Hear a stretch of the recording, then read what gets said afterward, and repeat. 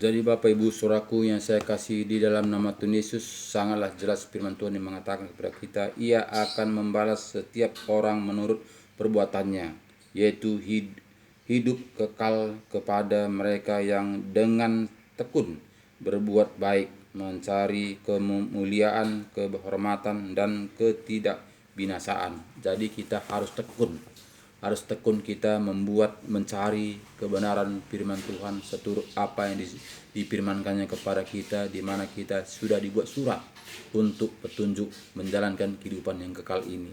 Jadi Bapak Saudaraku, jelas firman Tuhan mengatakan kepada kita tadi, yaitu hidup kekal.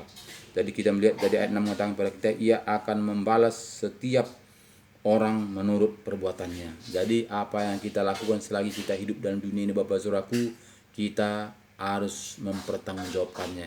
Jadi kita tidak ada punya alasan itu dan sebagainya, karena Tuhan memberi petunjuk. Tuhan sudah mencatat, di mana dikatakannya kita dicatat di buku kehidupan yang kekal itu.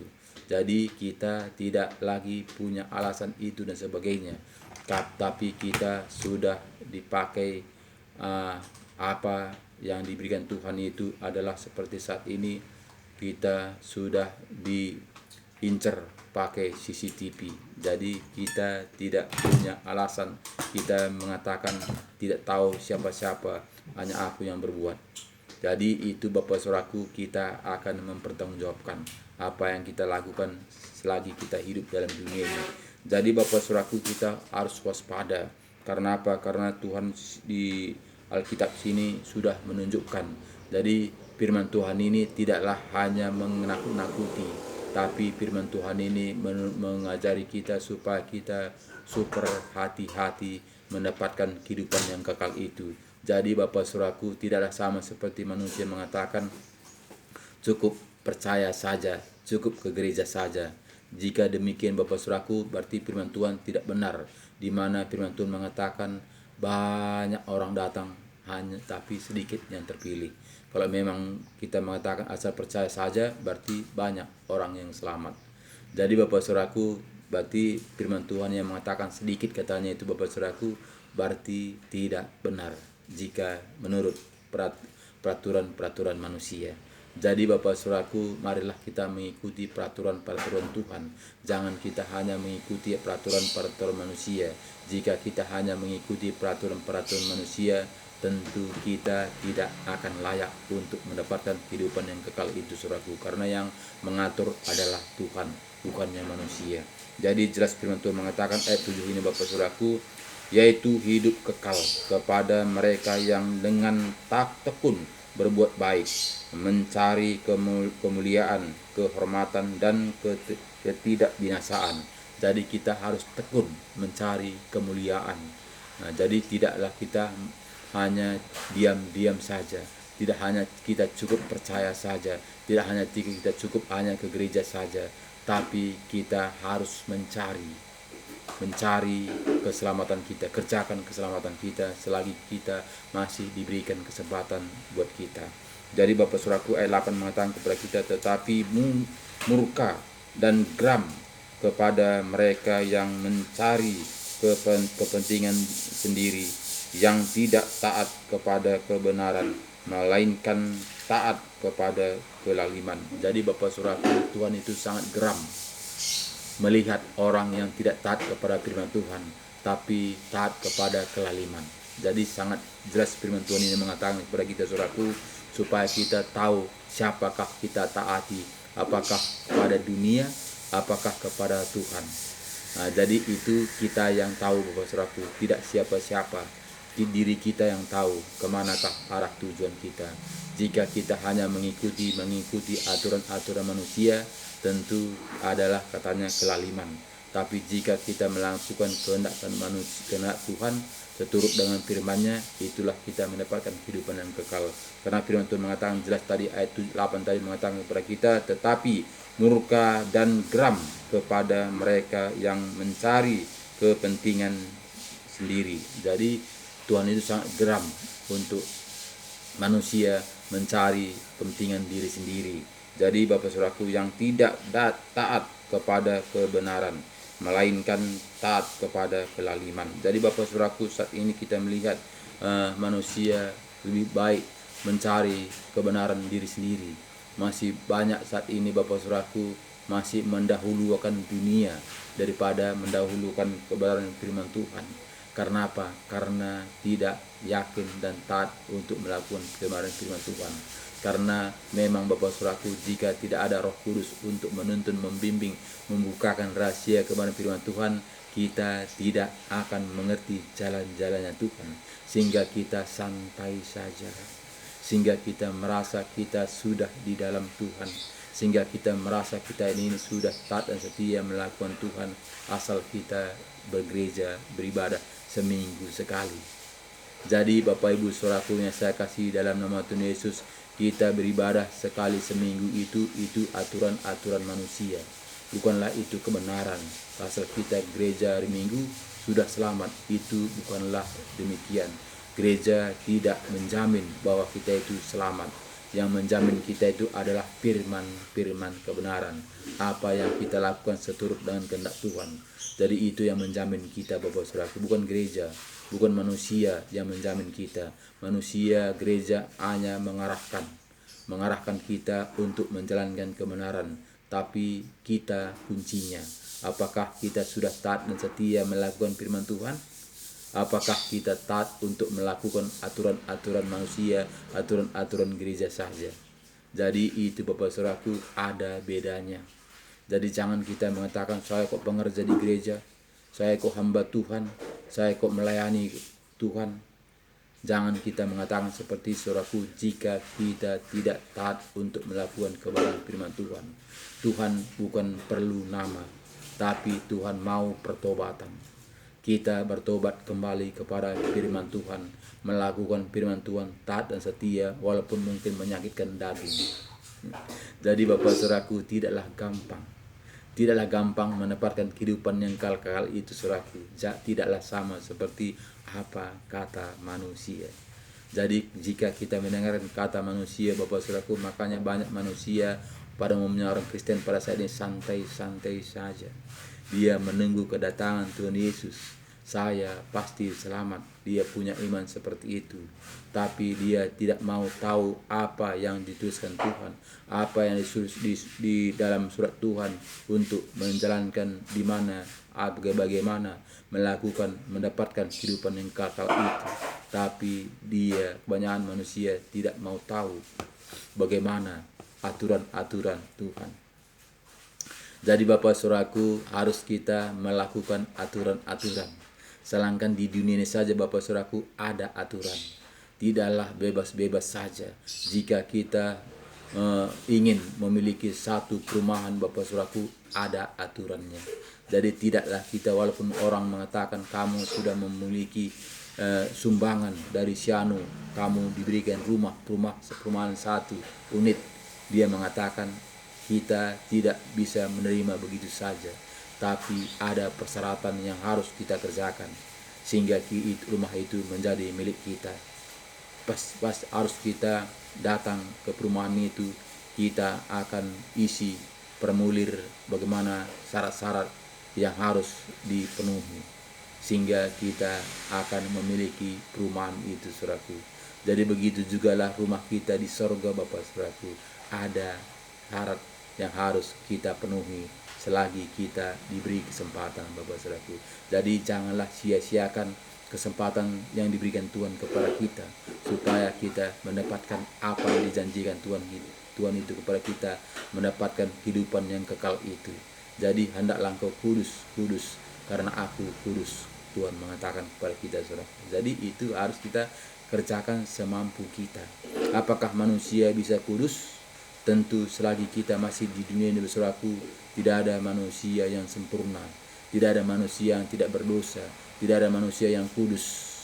Tapi kita kerjakan keselamatan kita sampai akhir Bapak Saudaraku, sampai titik terakhir, sehingga kita mendapatkan kekudusan Bapak Saudaraku, sehingga kita mendapatkan kemurnian bagaimana kebenaran firman Tuhan, karena kita sudah berusaha semaksimal semampu kita untuk mendapatkan kehidupan yang kekal itu. Jadi Tuhan itu mau pertobatan. Jadi bukan hanya nama saja, hanya nama Kristen tapi tidak berbuat apa-apa. Jadi Bapak Ibu Saudaraku, jelas firman Tuhan mengatakan tadi di ayat 9, mengatakan tadi Roma 2 ayat 9 ini, penderitaan dan kesesakan akan menimpa setiap orang yang hidup yang berbuat jahat. Pertama-tama orang Yahudi dan juga orang Yunani. Jadi Bapak Saudaraku, kita akan menerima hukuman kita yang tidak taat dan setia melakukan kebenaran firman Tuhan. Jika kita tidak taat melakukan firman Tuhan, dikatakan kita itu adalah orang penjahat. Jadi bukannya penjahat itu karena maling, bukan kita penjahat itu karena pembunuh, bukan penjahat itu karena penodong, tapi penjahat dikatakan di sini saudaraku yang tidak taat melakukan kebenaran firman Tuhan. Berarti kita menentang, berarti kita keras kepala, berarti kita penjahat. Jadi Bapak saudaraku yang saya kasih dalam nama Tuhan Yesus, janganlah kita menjadi orang penjahat, tapi kita ini menjadi orang-orang pelaku firman. Jadi Bapak saudaraku, tidak gampang itu melakukannya. Tapi jika kita bersama Tuhan Yesus, kita membuka hati, menerima Yesus menjadi juru selamat pribadi kita akan dimateraikan dengan Roh Kudus. Roh Kuduslah akan mengajari kita, Roh Kuduslah akan membimbing kita, Roh Kuduslah akan mengajari kita, Roh Kuduslah akan membukakan rahasia-rahasia kebenaran firman Tuhan, sehingga kita mengerti untuk menjalankan seturut dengan kehendak Tuhan. Jika dengan akal kita tidak akan mampu, jika dengan kekuatan kita tidak akan bisa. Kenapa? Karena kekuatan kita terbatas, kemampuan kita terbatas. Makanya Tuhan mengatakan, kamu tidak akan tim piatu, tapi akan kuberikan kepadamu roh penolong. Yohanes 14 ayat 16. Jadi 16-17. Jadi kita itu akan diberikan roh penolong. Jadi jika kita tidak menempatkan roh penolong itu, saudaraku, adalah Roh Kudus, kita tidak sanggup untuk membela diri kita. Kita tidak sanggup untuk melakukan kebenaran firman Tuhan. Sehingga yang bekerja adalah akal kita, sehingga yang bekerja adalah otak kita, sehingga yang bekerja adalah kepintaran kita, sehingga kita otak-atik firman Tuhan ini, sehingga kita tambah-tambahi, sehingga kita kurang-kurangi, sehingga kita bumbui firman Tuhan ini. Karena apa? Karena yang bekerja adalah logika kita. Jadi Bapak Ibu Saudaraku yang saya kasih dalam nama Tuhan Yesus, banyak saat ini orang Kristen mengakal-ngakali. Banyak orang Kristen saat ini mengotak-atik firman. Banyak saat ini orang Kristen menambah-nambahi, mengurang-urangi firman Tuhan ini, menganggap firman Tuhan ini belum sempurna, sehingga dia akan tambah-tambahi, sehingga dia bumbu-bumbui supaya menganggap dia sempurna. Jadi Bapak Saudaraku, apakah kita mengajari Tuhan? Apakah Tuhan mengajari kita? Jadi jika kita menganggap firman Tuhan ini belum sempurna, saudaraku, berarti kita mengajari Tuhan. Berarti kita lebih pintar daripada Tuhan. Berarti kita yang paling hebat daripada Tuhan. Jadi sadarlah kita Bapak saudaraku, cukuplah yang tersurat di dalam kitab ini kita lakukan. Jangan kita tambah-tambahi, jangan kita kurang-kurangi. Tapi kita taat dan setia, apapun yang tertulis di dalam Alkitab ini, lakukanlah dengan taat dan setia. Kita akan mendapatkan janji-janji Tuhan itu, saudaraku. Karena apa? Karena kita adalah pelaku firman Tuhan. Jadi Bapak saudaraku yang saya kasih dalam nama Tuhan Yesus, jelas firman Tuhan mengatakan tadi ayat 9 mengatakan kepada kita, penderitaan dan kesesakan akan menimpa setiap orang yang hidup yang berbuat jahat. Pertama-tama orang Yahudi dan juga orang Yunani. Tetapi tapi kemuliaan, kehormatan, dan damai sejahtera akan diperoleh semua orang yang berbuat baik, pertama-tama orang Yahudi dan juga orang Yunani. Jadi Bapak saudaraku, di sini jelas firman Tuhan mengatakan, tetapi kemuliaan, kehormatan, dan damai sejahtera akan diperoleh semua orang yang berbuat baik. Jadi Bapak saudaraku, kita akan mendapat apa yang kita perbuat. Jika kita ingin orang membuat baik, harus kita perbuat dahulu. Harus kita berbuat baik dahulu. Jadi kita menjadi contoh. Jadi kita menjadi gambaran. Jadi kita itu menjadi terang. Jadi tidak cukup kita hanya mementingkan diri sendiri, saudaraku, tapi kita itu haruslah bersaksi kepada orang-orang banyak semampu kita. Jadi kita tidak lebih dari batas yang diberikan Tuhan kepada kita, tapi kita maksimalkan semampu kita. Jadi Bapak Saudaraku, kita melihat bagaimana di sini tadi dikatakannya kepada kita, tetapi kemuliaan, kehormatan dan damai sejahtera akan diperoleh semua orang yang berbuat baik. Pertama-tama orang Yahudi dan juga orang Yunani, sebab Allah tidak memandang bulu. Jadi tidak memandang bulu. Jadi kita bedakan dengan Israel, bangsa Israel dengan kita. Walaupun kita ini adalah anak cangkokan, walaupun kita ini adalah anak kafir, tapi kita ini tidak akan dibeda-bedakan. Karena Tuhan mau siapa yang taat dan setia, itulah akan mendapatkannya. Tapi jika kita tidak taat dan setia, siapapun orangnya, itu akan mendapatkan hukuman. Jadi Tuhan itu sangat adil. Bapak Ibu Saudaraku yang saya kasih dalam nama Tuhan Yesus, di sini tadi ayat 11 mengatakan kepada kita, sebab Allah tidak memandang bulu. Jadi tidak memandang bulu siapa kita, Bapak Saudaraku. Jadi sama kita di mata Tuhan, kaya, miskin, hebat, cantik, jelek, kita sama di mata Tuhan. Yang Tuhan mau itu hati kita, bukanlah tubuh kita, bukanlah kekayaan kita, bukanlah kehebatan kita, bukanlah kejelekan kita, bukanlah kecantikan kita. Tapi Tuhan mau hati kita, apakah kita taat dan setia.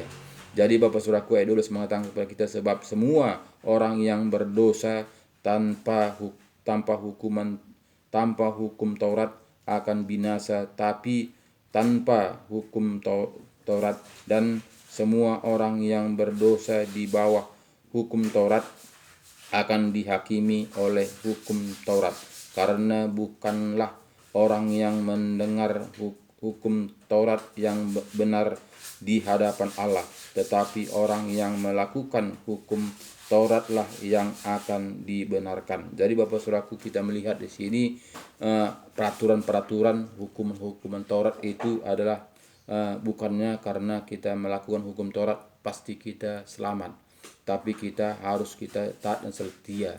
Nah, jadi jangan kita menganggap peraturan-peraturan yang mengatur kita, tapi ada peraturan-peraturan Tuhan. Jadi di sini kita melihat ayat 14 mengatakan kepada kita, apabila bangsa-bangsa lain yang tidak memiliki hukum Taurat oleh dorongan diri sendiri melakukan apa yang dituntut hukum Taurat, maka walaupun mereka tidak memiliki hukum Taurat, mereka menjadi hukum Taurat bagi diri mereka sendiri, sebab dengan itu mereka menunjukkan bahwa isi hukum Taurat ada tertulis di dalam hati mereka, dan surat hati mereka turut bersaksi, dan pikiran mereka saling menuduh atau saling membela. Hal itu akan nampak pada hari bila mana Allah sesuai dengan Injil yang beritakan akan menghakimi segala sesuatu yang tersembunyi dalam hati manusia oleh Kristus Yesus. Jadi Bapak Saudaraku, kita tidak lagi bisa berbuat apa-apa. Karena apa? Karena kita akan dihakimi menurut perbuatan kita. Jadi Yesus sudah mencatat itu semua kepada kita, Bapak Saudaraku, apa yang harus kita lakukan. Jadi bukanlah harus kita melakukan hukum Taurat. Jadi bukanlah kita harus diatur oleh karena aturan-aturan, tapi kita melakukan aturan-aturan Tuhan. Jadi bukanlah aturan-aturan manusia. Jadi Bapak Saudaraku, banyak saat ini kita melihat banyak manusia ini hanya mengikuti aturan-aturan manusia, sehingga banyak saat ini tidak taat setia untuk melakukan kebenaran firman Tuhan. Karena apa? Karena dia menganggap sudah selesai seturut dengan aturan-aturan manusia, cukup percaya saja, cukup ke gereja saja. Jadi Bapak Saudaraku, itu tidak membawa kita keselamatan. Karena apa? Karena itu adalah aturan-aturan manusia, bukannya aturan-aturan kebenaran firman Tuhan. Jadi kita harus melakukan aturan-aturan kebenaran firman Tuhan jika memang kita itu mau mendapatkan kehidupan yang kekal itu. Karena yang menjamin adalah firman keselamatan. Jadi itulah yang menjamin kita mendapatkan kehidupan yang kekal itu. Kita akan dimateraikan dengan Roh Kudus. Roh Kudus itulah akan jaminan mendapatkan bagian kehidupan yang kekal itu. Bapak Ibu Saudaraku yang saya kasih dalam nama Tuhan Yesus, sangatlah jelas firman Tuhan mengatakan kepada kita Saudaraku bagaimana seterusnya kita mendapatkan kehidupan yang kekal itu. Jadi tidaklah kita hanya ikut-ikutan saja. Tidaklah kita hanya mengikuti aturan-aturan manusia saja, tapi kita melakukan firman kebenaran seturut dengan tertulis di dalam Alkitab. Jadi Bapak Saudaraku yang saya kasih dalam nama Tuhan Yesus, marilah buka hati kita. Buka hati kita, undanglah Roh Kudus masuk dalam hati kita sehingga kita mengerti jalan-jalannya Tuhan. Jika kita hanya ikut-ikutan saja, jika kita hanya dengar-dengaran saja, Roh Tuhan akan tidak tumbuh, tidak dimateraikan dengan roh kita ini. Karena roh kita ini harus dimateraikan dengan Roh Kudus, supaya Roh Kudus untuk berkata-kata, menuntun, membimbing, membukakan rahasia kebenaran firman Tuhan dalam kehidupan kita. Jadi Bapak Ibu Saudaraku, sangatlah jelas firman Tuhan mengatakan di Efesus 1 ini Saudaraku. Jadi kita ulang-ulangi, walaupun mungkin firman Tuhan ini sering kita dengar Saudaraku, tapi tidak salah kita ulang-ulangi supaya kita akan paham jalan-jalan Tuhan, sehingga kita akan taat untuk melakukan firman Tuhan. Karena Bapak Saudaraku yang saya kasih dalam nama Tuhan Yesus, firman Tuhan mengatakan 1 Yohanes 1 ayat 1, pada mulanya adalah firman. Firman itu adalah Allah sendiri. Bahkan kita di sini juga kita melihat bagaimana di Efesus 1 ayat 13, di dalam Dia kamu juga, karena kamu telah mendengar firman kebenaran. Firman kebenaran yaitu Injil keselamatanmu. Di dalam Dia kamu juga, ketika kamu percaya, dimateraikan dengan Roh Kudus yang dijanjikannya itu. Dan Roh Kudus itu adalah jaminan bagian kita sampai kita memperoleh seluruhnya, yaitu penebusan yang menjadikan kita milik Allah untuk memuji kemuliaan namanya. Jadi kita dijamin menjadi milik Allah. Jadi Bapak Saudaraku, marilah buka hati kita, undanglah Roh Kudus masuk dalam hati kita, lakukanlah taat dan setia firman Tuhan ini, supaya kita akan dijamin dengan Roh Kudus mendapatkan kehidupan yang kekal itu. Jadi Bapak Saudaraku yang saya kasih dalam nama Tuhan Yesus, hanya itulah yang saya bisa renungkan, membuat renungan di pada pagi hari ini. Semoga firman yang kita dengar ini Bapak Saudaraku bisa kita pakai dalam kehidupan kita sehari-hari, sehingga kita tidak sia-sia menjadi orang Kristen. Jadi Bapak Saudaraku, jika kita tidak menjadi pelaku firman Tuhan, sudah pasti kita nanti sama seperti Matius 7 ini Saudaraku, di mana dia katakan Bapak Saudaraku kepada kita, dan setiap pohon yang tidak menghasilkan buah yang baik pasti ditebang dan dibuang ke dalam api. Jadi janganlah sempat kita dibuang ke dalam api Saudaraku, tapi kita mendapatkan kehidupan yang kekal itu. Jadi bagaimana syarat-syaratnya Bapak Saudaraku? Tentu di sini kita melihat, jadi dari buahnya lah kamu akan mengenal mereka. Bukan setiap orang yang berseru kepadaku Tuhan, Tuhan akan masuk ke dalam kerajaan surga, melainkan dia yang melakukan kehendak Bapakku yang di surga. Jadi Bapak Saudaraku, yang mendapatkan adalah yang melakukan firman Tuhan. Itulah kehendak Bapa kita di surga. Jadi kita melihat di mana ayat 22 mengatakan kepada kita, pada hari terakhir banyak orang akan berseru kepadaku, Tuhan, Tuhan, bukankah kami berbuat demi namamu dan mengusir setan-setan demi namamu dan mengadakan banyak mukjizat demi namamu juga? Pada waktu itulah aku akan berterus terang kepada mereka dan berkata, aku tidak mengenal engkau, hanyalah daripadaku kamu sekalian pembuat kejahatan. Jangan nanti sempat kita mengatakan, hanyalah kamu sekalian pembuat kejahatan, padahal kita pengurus gereja, padahal kita hamba Tuhan, padahal kita melayani di gereja. Jangan sempat Tuhan mengatakan, aku tidak kenal kamu, hanyalah kamu pembuat kejahatan. Karena apa? Karena kita tidak mau tahu isi Alkitab ini, karena kita tidak mau tahu firman Tuhan ini, karena kita tidak mau tahu surat Tuhan apa yang diberikannya kepada kita, bagaimana kita hidup dalam dunia ini, bagaimana kita menuju sasaran mendapatkan kehidupan yang kekal itu. Jadi ada petunjuk di dalam Alkitab, ada petunjuk di dalam surat Tuhan. Jadi jika kita membuka surat Tuhan itu, kita akan mengerti jalan-jalannya Tuhan. Jadi tidak cukup hanya kata orang jalannya begini, jalan begini, tapi ada surat Tuhan ditulis terang petunjuk bagaimana yang harus kita ikuti. Jadi kita tidak akan nyasar lagi. Karena apa? Karena sudah sangat jelas suratnya ditulis di situ, kita menuju arah kemana. Jadi Bapak Ibu Saudaraku yang saya kasih dalam nama Tuhan Yesus, mari bagi kepada teman-teman kita, keluarga kita, jika kita menyayangi keluarga kita, jangan kita egois Bapak Saudaraku, jangan kita mentingkan diri sendiri Saudaraku, tapi kita harus mengasihi keluarga kita, saudara kita, sekeliling kita. Dari itu Bapak Saudaraku, sharelah firman Tuhan ini yang saya bagikan kepada kalian ini, sharelah dan subscribe supaya kita tetap berlanjut untuk menyaksikan kebenaran firman Tuhan ini untuk mendapatkan kehidupan yang kekal itu.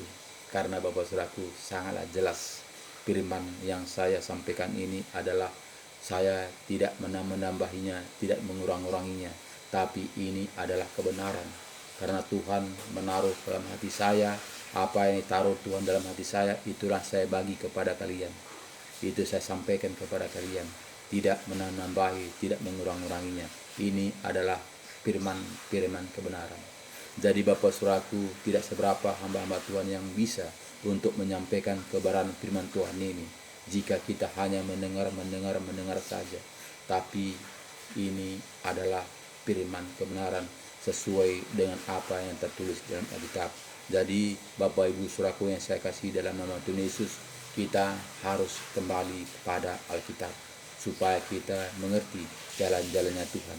Karena semua yang hidup ini tidaklah bisa tatap muka dengan Tuhan Yesus, tidak bisa berkata-kata kepada manusia secara langsung, tapi Tuhan Yesus itu berkata-kata melalui firman-Nya. Rohnya akan bekerja dalam diri kita, Rohnya akan membukakan rahasia dalam firman Tuhan sehingga kita mengerti jalan-jalannya Tuhan. Terima kasih banyak. Tuhan Yesus memberkati kita. Shalom.